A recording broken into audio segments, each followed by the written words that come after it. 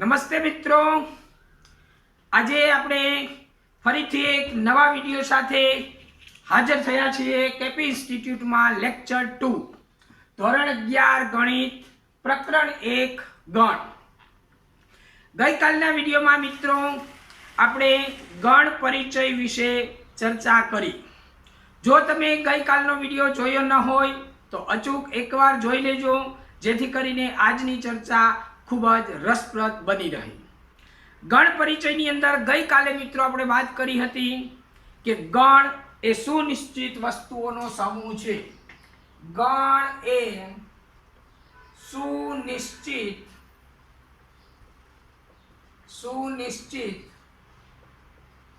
વસ્તુઓનો સમૂહ છે. ગઈકાલે આજે વાત કરી આપણે ગણ એ સુનિશ્ચિત વસ્તુઓનો સમૂહ છે અને તરત જ આપણે વાત કરી કે ગણ અવ્યાખ્યાયિત પદ છે. કારણ કે સુનિશ્ચિત વસ્તુ તો બરાબર, પણ કઈ સુનિશ્ચિત વસ્તુ એ સુનિશ્ચિત થતું નથી, માટે ગણ એ અવ્યાખ્યાયિત પદ છે. ગણ વ્યાખ્યાયિત પદ છે. ગણને સંકેતમાં પ્રથમ અંગ્રેજી મૂળાક્ષર A B C, અનુગવાળા સંકેતો A B C વગેરે, અનુગવાળા સંકેત A1 A2 A3 વગેરેથી દર્શાવાય. ગણના સભ્યને એટલે કે ગણમાં રહેલી વસ્તુ એ ગણનો સભ્ય છે, તો ગણમાં રહેલી વસ્તુ એ ગણનો સભ્ય છે અને સભ્યને સંકેતમાં સ્મોલ અક્ષરો એટલે કે બીજી ABCD ના અક્ષરો ABC, અનુગવાળા સંકેત A1 A2 A3 B1 B2 B3 અથવા તો સંખ્યાઓ 1 2 3 વગેરે, ઋણ પૂર્ણાંક, અપૂર્ણાંક, સમય અસમય કોઈ પણ પ્રકારની સંખ્યાઓ એ ગણના સભ્ય તરીકે લઈ શકાય. જો ગણની અંદર કોઈ સભ્ય x આવેલો હોય, એ ગણ A માં હોય તો x belongs to A, અને કોઈ ગણની અંદર આવેલો હોય તો A ઉપગણ B. આટલી ચર્ચા આપણે ગઈકાલે મિત્રો કરી હતી. વધુમાં આપણે એવું પણ કીધેલું કે જો ગણ A ના બધા સભ્યો ગણ B માં હોય અને ગણ B ના બધા સભ્યો ગણ A માં હોય, એટલે કે A એ B નો ઉપગણ હોય અને B એ A નો ઉપગણ હોય, તો આપણે કહીએ કે A બરાબર B. તો આટલી ચર્ચા આપણે મિત્રો ગઈકાલે સમજ્યા.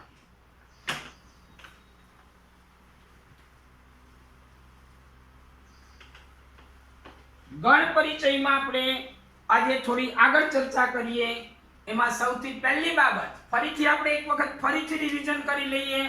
આ બે સંકેતો belongs to અને ઉપગણ. જો સભ્યને ગણમાં દર્શાવવો હોય તો belongs to માં હોવું, એટલે કે x એ ગણ x માં છે. આપણે શું કહીએ, x નામનો સભ્ય એ ગણ A માં છે, x belongs to A. નો ઉપગણ આપણે આને કહીએ, આ belongs to નો ઉપયોગ કરીએ તો A ઉપગણ B, A A B નો ઉપગણ છે. મતલબ કે ગણ A ના બધા જ સભ્યો ગણ B માં આવેલા છે. હવે એક આ સંકેતને બરાબર જરા ધ્યાન ઉપર લઈ લઈએ કે B અને આ રીતે લખ્યું હોય તો ઉપરનો સંકેત છે એક છે, પણ મેં B જે જમણી બાજુ લખ્યું હતું એ મેં ડાબી બાજુ લખ્યું છે. એ ડાબી બાજુ હતું એ જમણી બાજુ છે અને ઉપગણનું ચિહ્ન ઉલટાવ્યું છે. એટલે આનો મતલબ અને ઉપરનાનો મતલબ એક જ છે, પણ બંનેને વાંચવાની રીત અલગ છે. કારણ આપણી વાંચવાની રીત ડાબી બાજુથી જમણી બાજુની છે. એટલે આને આપણે કહીએ A ઉપગણ B. જ્યારે આને આપણે કેવું હોય તો શું કહીશું, આપણે આને કહીશું B એ એનો અધિગણ છે. બી એ એનો અધિગણ છે. આ બે સંકેતોને બરાબર આપણે સમજવાના છે. હવે જો એના બધા સભ્ય બી માં અને બી ના બધા સભ્ય એ માં હોય તો આપણને એક ત્રીજો સંકેત મળે છે ઇક્વલ ટુ, એટલે કે બે ગણ સમાન થાય. એ બરાબર બી, એ બરાબર બી. આવું ક્યારે કહેવાય કે જો એના બધા સભ્યો બી માં અને બી ના બધા સભ્યો એ માં હોય, એ ઉપગણ બી અને બી ઉપગણ એ. જો સમાન ગણ હોય તો એ બી નો ઉપગણ અને બી એ નો ઉપગણ થાય. અને એનાથી ઉલટું, જો કોઈ બે ગણો માટે એ ઉપગણ બી અને બી ઉપગણ એ આપેલું હોય તો એ બરાબર બી થાય. એટલે ડબલ ઇમ્પ્લાઇઝ. એ બરાબર બી આપ્યું હોય તો એ ઉપગણ બી અને બી ઉપગણ એ થાય. અને જો આપણને એ ઉપગણ બી અને બી ઉપગણ એ આપ્યું હોય તો એનો મતલબ થાય એ બરાબર બી.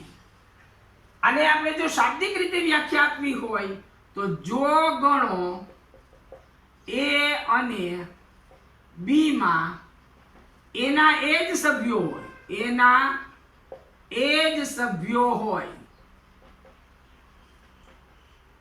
તો એ અને બી સમાન ગણો કહેવાય. આ શાબ્દિક વ્યાખ્યા છે. ઉપરની છે એ સાંકેતિક વ્યાખ્યા છે. બંને વ્યાખ્યા જ છે, પણ શાબ્દિક વ્યાખ્યા કરતા સાંકેતિક વ્યાખ્યાનું મહત્વ ખૂબ જ વધારે છે. એનું કારણ છે કે સાંકેતિક વ્યાખ્યાનું અર્થઘટન ચોક્કસ છે. શાબ્દિક વ્યાખ્યામાં ઘણી વખત ભાષા બદલાય તો એનો અર્થ પણ બદલાઈ જાય, દ્વિઅર્થી શબ્દો પણ આવી જાય. એટલા માટે સાંકેતિક વ્યાખ્યાને ગણિતની અંદર મહત્વની વ્યાખ્યા કહેવામાં આવે છે. ઓકે, તો આનું એક આપણે ઉદાહરણ આપીએ કે કયા બે ગણો સામ્ય ગણો સમાન ગણો છે. તો હું એ બરાબર લખું 1 2 3 અને બીજો એક ગણ લઈ લઉં 1 2 3. તો તમે જુઓ એ અને બી બે ગણ છે અને બંનેમાં એના એ જ સભ્યો છે.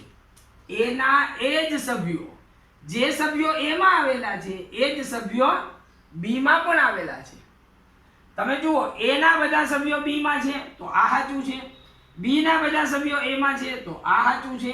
એટલે એ બી નો ઉપગણ છે અને બી એ નો ઉપગણ છે, માટે એ બરાબર બી થાય. જો આપણે આવું આપ્યું હોય કે એ બરાબર 1 2 3 4 અને બી બરાબર આપણને આપ્યું હોય 2 4, તો તમે જુઓ બી ના બધા સભ્યો એ માં છે એટલે બી ઉપગણ એ છે, પણ એના બધા સભ્યો બી માં નથી. મતલબ કે એ અને બી માં એના એ જ સભ્યો નથી. એમાં જે સભ્યો છે એ જ સભ્યો બી માં આવેલા નથી, માટે એ અને બી સમાન ગણ નથી, પણ બી એનો ઉપગણ છે. ઘણી વખત આપણી સામે આવું પણ આવે કે એ બરાબર 1 2 3 4 અને બી બરાબર 1 3 5 7 9 1 3 5 7 બંનેમાં ચાર ચાર સભ્યો છે. જુઓ એ માં 4 સભ્યો છે, બી માં પણ 4 સભ્યો છે અને એના બધા સભ્યો બી માં નથી. એ ઉપગણ બી નો મતલબ શું થાય? એના બધા જ સભ્યો, આના બધા જ સભ્યો આવી જવા જોઈએ, કોઈ બાકી રહેવું જોઈએ નહીં. એના બધા જ સભ્યો બી માં આવવા જોઈએ. એના બધા સભ્યો જો 1 છે, 2 નથી, 3 છે, 4 નથી, એટલે એ ઉપગણ બી કહી શકાય નહીં. બી ઉપગણ એ પણ ન કહી શકાય, કારણ કે 3 એક જ એમાં છે, 1 પણ છે, 5 અને 7 એમાં નથી. એટલે આ પરિસ્થિતિની અંદર એ બી નો ઉપગણ નથી અને બી એ નો ઉપગણ નથી.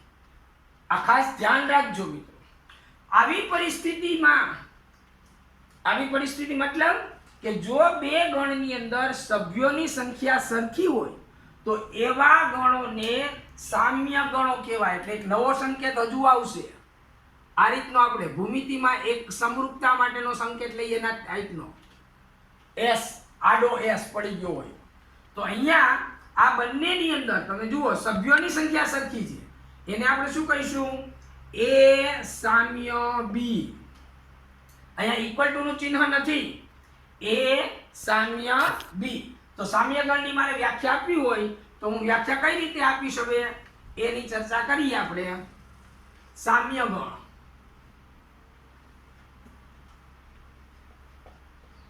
સામ્ય ગણો, જો ગણો એ અને બી માં સભ્યોની સંખ્યા સમાન હોય તો એ અને બી ને સામ્ય ગણો કહે છે. સંકેતમાં એને શું લખાય? એ સામ્ય બી વડે દર્શાવાય. સમાન ગણોને સંકેતમાં શું લખાય? એ ઇક્વલ ટુ બી વડે દર્શાવાય. તો જુઓ અહીંયા બંને વ્યાખ્યાઓ, સમાન ગણ અને સામ્ય ગણ. સમાન ગણ મતલબ બે ગણમાં એના એ જ સભ્યો છે. સામ્ય ગણમાં એના એ જ સભ્યો નથી, સભ્યોની સંખ્યા સરખી છે. અહીંયા મેં હમણાં ઉદાહરણ લીધું તો એમાં એક ગણમાં એક અને બે જે હતા એ જ એક અને બે બીજા ગણમાં પણ હતા, પણ 3 4 નહોતા. તો એવું જરૂરી નથી. આપણે મેં આગળનું ઉદાહરણ લીધું તે ફરીથી હું લખું અહીંયા. તો મેં લીધું હતું 1 2 3 4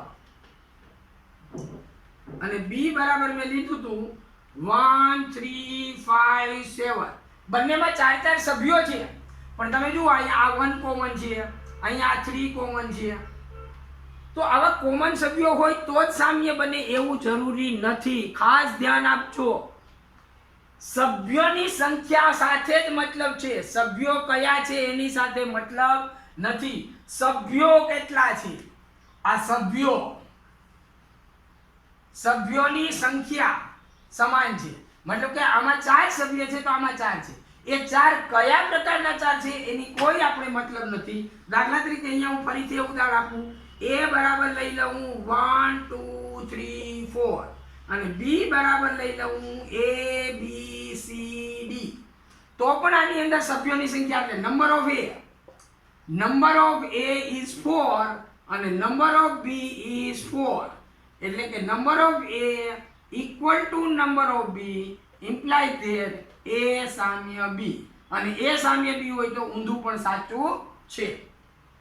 જેવી વ્યાખ્યા આપણે અહીંયા આપી, એ બરાબર બી ડબલ ઇમ્પ્લાય એ ઉપગણ બી બી ઉપગણ. અહીંયા થશે એ સામ્ય B double imply number of A equal to number of બી.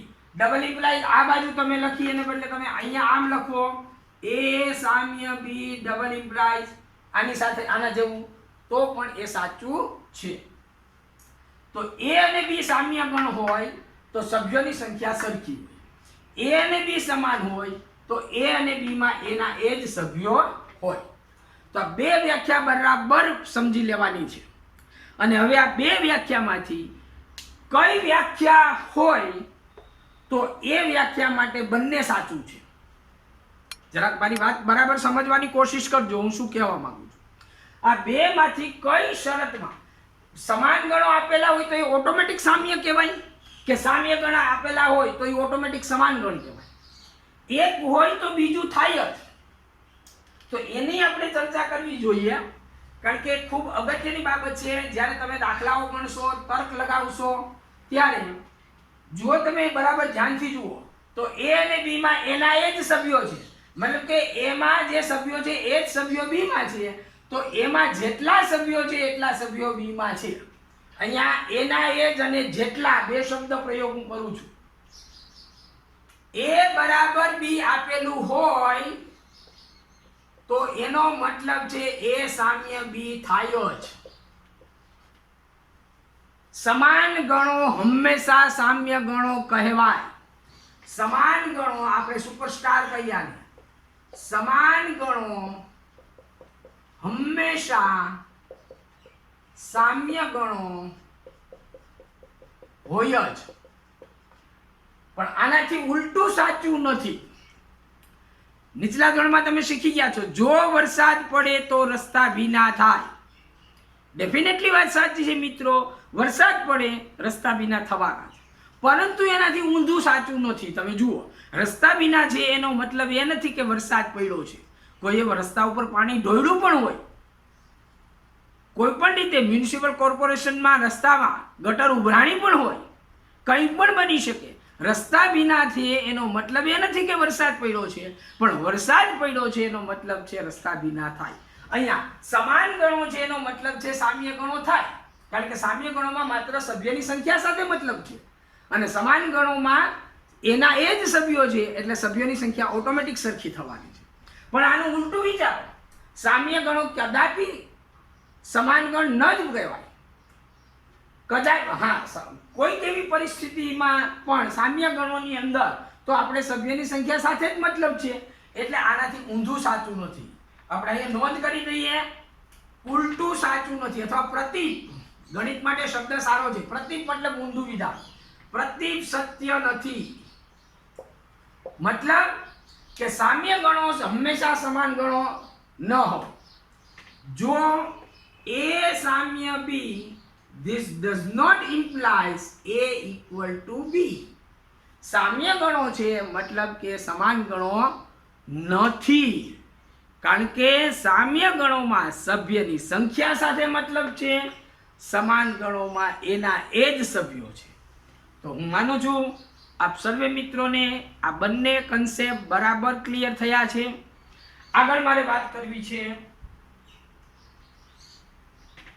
આ સંકેતોમાંથી. આપણે ઉપગણની જે વાત કરી, ઉપગણની વાત મેં ગઈકાલે તમને એક ગણમાંથી નાના નાના ગણ બનાવવાની વાત કરી હતી. ધારો કે આપણને કોઈ એક ગણ આપ્યો છે A, એમાં આપણે 10 સભ્યો લીધા, 1 2 3 4 5 6 7 8 9 10.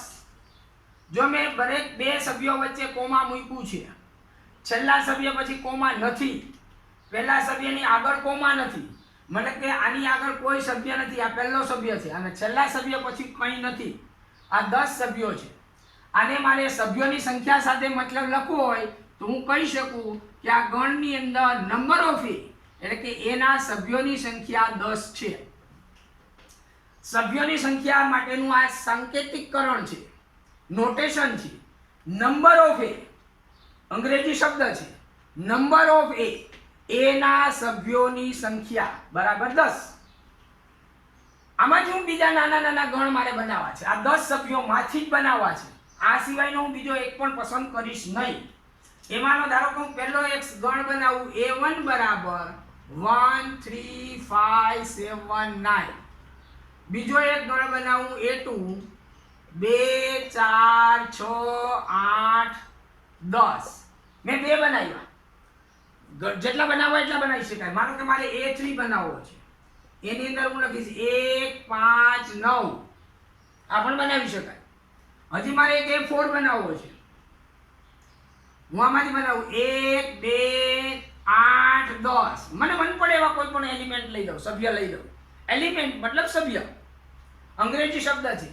એલિમેન્ટ ઓફ ધી સેટ મતલબ કે સભ્ય. ઘણી વખત અંગ્રેજી શબ્દ મારાથી બોલાઈ જાય, પણ આવા સામાન્ય શબ્દોથી ટેવ પાડજો. તો આવા જુદા જુદા ગણ બને એક ગણમાંથી, તો આવા કુલ કેટલા ગણ બની શકે? અહીંયા મારો સવાલ એ છે મિત્રો, ગણ એ માંથી જેટલા જેટલા શક્ય ગણ બને એ બધા જ ગણોનો જો હું પાછો ગણ બનાવું તો આપણને એક નવું પદ મળશે, જેને કહેવાય છે ઘાતગણ. ઘાતગણનો મતલબ થાય છે ઘાતગણ. ઘાતગણનો મતલબ થાય છે જો આપણને ગણ એ આપેલું હોય, જો ગણ એ આપેલ હોય તો ગણ એના બધા જ ઉપગણો ના ગણને ઘાતગણ કહે છે. ગણને ગણ એનો ઘાતગણ કહે છે, એનો ઘાતગણ કહે છે. અને એને સંકેતમાં P of A, અંગ્રેજીમાં કહે પાવર, પાવર સેટ ઓફ એ, હમણાં આપણે અહીં જોયું નંબર ઓફ એ ના સભ્યોની સંખ્યા, અહીંયા પી ઓફ એ મતલબ કે પાવર સેટ ઓફ એ, ગણ એના બધા જ ઉપગણોના ગણને ગણ એનો ઘાતગણ કહેવાય. અહીંયા મેં 10 સભ્યો વાળો એક ગણ લીધો, એમાં જેટલા જેટલા શક્ય બને એટલા બધા જ ઉપગણો બનાવું, અને આ બધા જ ઉપગણો બની જાય પછી એનો હું ગણ બનાવું. ગણોનો ગણ ઘાતગણ, આપણે કહીએ ને દેવોના દેવ મહાદેવ, અહીંયા ગણોનો ગણ મહાગણ, મહાગણ નહીં મહાદેવ, આપણે કહીએ દેવોના દેવ મહાદેવ, ગણોનો ગણ મહાગણ નહીં ઘાતગણ, ગણોનો ગણ ઘાતગણ. એટલે ઘાતગણ હંમેશા ઘાતગણની અંદર રહેલો દરેક સભ્ય એક ગણ છે. એક નાનકડો અમથો ગણ બનાવીશ એટલે તમને ખ્યાલ આવશે. એકદમ નાનકડો ગણ બનાવું છું, માત્ર 3 સભ્યો લઈને, 1 2 અને 3, અને આના બધા જ ઉપગણ મારે લખવા છે.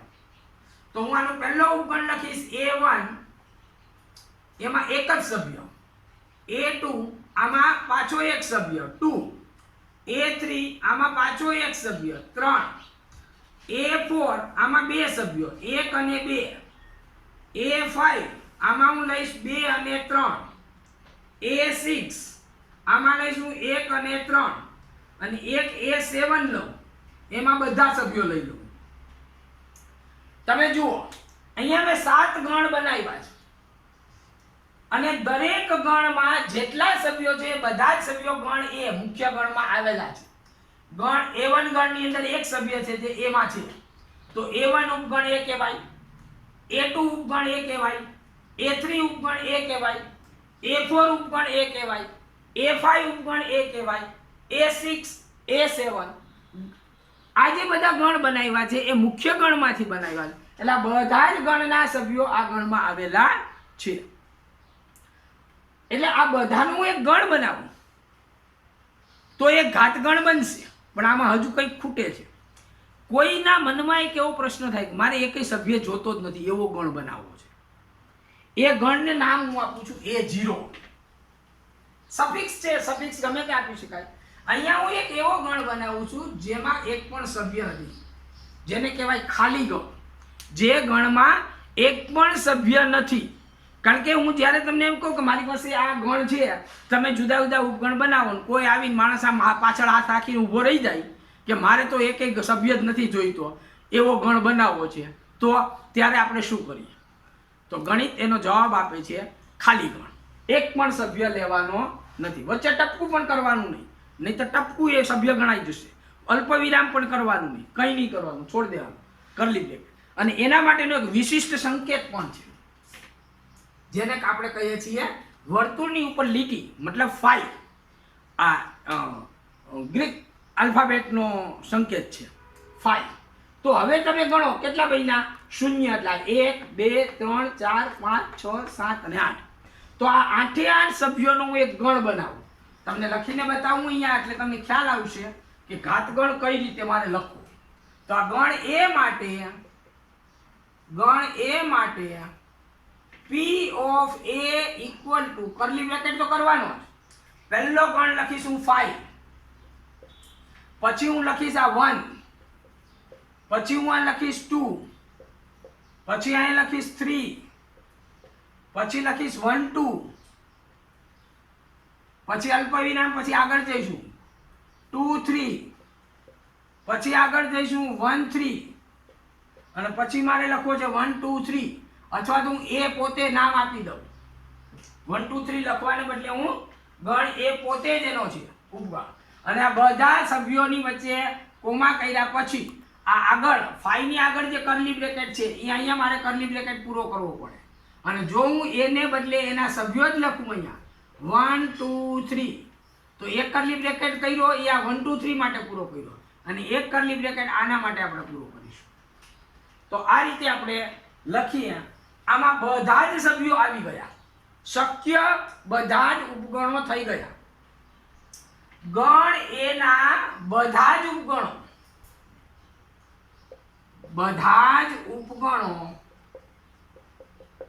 નો ગણ એ કયો થયો? બધા જ ઉપગણોનો ગણ પી ઓફ એ, જેને આપણે શું કહીશું? ઘાતગણ. એ નો ઘાતગણ. તો ઘાતગણ કઈ રીતે બનાવવો આપણને ખબર પડી. માનો કે આપણે અહીં 3 સભ્યો લીધા, એને બદલે મેં 2 જ સભ્યો લીધા હોત તો જ શું જવાબ આવે? આપણે એ વિચારીએ. ધારો કે હું a બરાબર 1 2 લઉં. 1 2 માં તકલીફ પડતી હોય, આપણે આનું આ ઉદાહરણ લીધું તો આપણે બીજા સભ્યો બદલી નાખીએ, a b લઈએ. ચાલો a b ના મારે ઘાતગણ બનાવવો છે તો કઈ રીતે બનશે? તો કે p of a equal to, પહેલા તો એક એવો ગણ લઈ જ લેવાનો, ખાલી ગણ જેમાં એક પણ સભ્ય નથી. પછી એક સભ્ય વાળા બનાવો તો કે આમાં એક સભ્ય a છે, બીજો એક સભ્ય b છે. હવે કોઈ એક સભ્ય નથી, હવે બંને સભ્યો વાળો બનાવો, a b. હવે આપણી પાસે કઈ વધ્યું જ નથી એટલે આ પૂરું કરી દઈએ. તો આમાં તમે જુઓ કેટલા સભ્યો બન્યા? 1 2 3 4. તો જો ગણ a માં 2 સભ્ય હોય તો ઘાતગણમાં કેટલા સભ્યો હોય? આપણે અહીંયા લખીએ number of a equal to 2, તો number of p of a equal to 4. જો ગણ a માં 2 સભ્ય હોય તો ઘાતગણમાં 4 સભ્યો થાય. જો a માં 3 સભ્યો હોય તો ઘાતગણમાં 8 સભ્યો થાય. 1 2 3 4 5 6 7 8 8 સભ્યો થાય. જુઓ હવે તમે વિચારો, 2 સભ્યો હોય તો ઘાતગણમાં 4 થાય, 3 હોય તો 8 થઈ જાય છે, 4 હોય તો કેટલા હશે અંદાજ કરી શકાય? 4 સભ્યો હોય તો ઘાતગણમાં કેટલા સભ્યો આવશે? અઘરું છે થોડું, નવું ભણે છે તો તકલીફ થાય કે કેટલા થતા હશે, અને લઈને ગણવા જવું પડશે.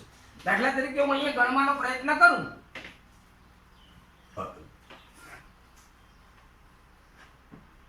અહીંયા આગળ હું લખું એક ગણ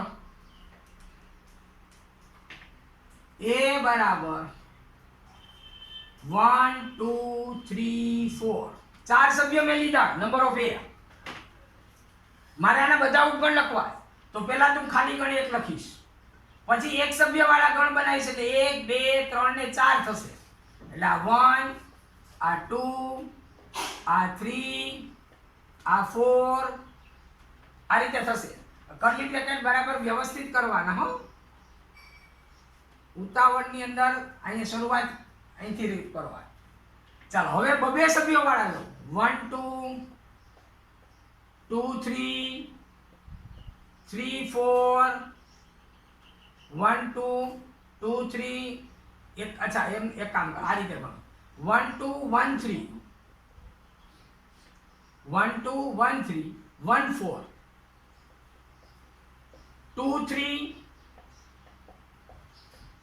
2 4 અને 3 4. તો બબે સભ્યો વાળા કેટલા થયા?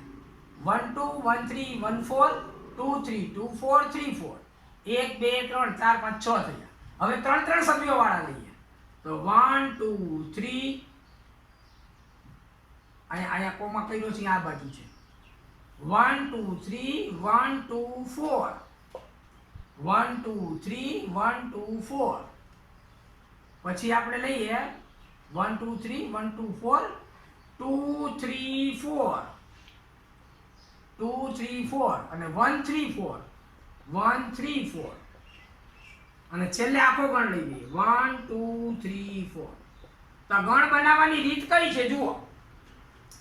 પહેલા ખાલી ગણ એટલે એક પણ સભ્ય નહીં તેવા, પછી એક એક સભ્યો વાળા, પછી બબે સભ્યો વાળા ગણ, પછી 3 સભ્યો વાળા ગણ, પછી આખો ગણ. હવે આ બધા ગણીએ તો કેટલા થાય? 1 2 3 4 5 6 7 8 9 10 11 12 13 14 15 ને 16. તમે જુઓ અહીંયા આગળ જુઓ, આ 16 થયા. 2 સભ્યો હોય તો 4, 3 હોય તો 8, 4 હોય તો 16. અને આમાં કંઈક તમે સંબંધ સૂત્ર થોડું વિચારવાનો પ્રયત્ન કરો તો આને આ રીતે લખાય 2 ની 2 ઘાત, આને લખાય 2 ની 3 ઘાત, આને લખાય 2 ની 4 ઘાત. મતલબ કે અહીંયા ઘાતમાં શું આવે છે? જુઓ અહીંયા 2 3 4 2 3 4 ઘાતમાં શું આવે છે? ઘાતમાં શું આવે છે તો કે સભ્યોની સંખ્યા. એને જો મારે વ્યાપક રીતે લખવું હોય કે ગણ એમાં જો ગણ એમાં n સભ્યો હોય તો તેના